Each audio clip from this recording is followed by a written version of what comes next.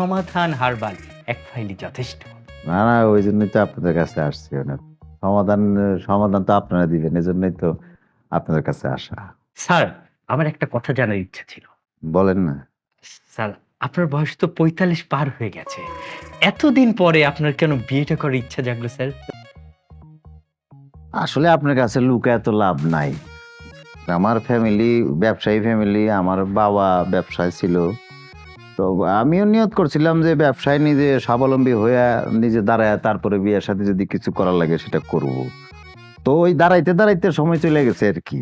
দাঁড়াইছি আমি। আমার 2টা ব্যবসা আছে। ডিশের ব্যবসা আছে, ইন্টারনেটের ব্যবসা আছে। তাই নাকি? আমার এলাকায় সব লাইন আমারই আর কি।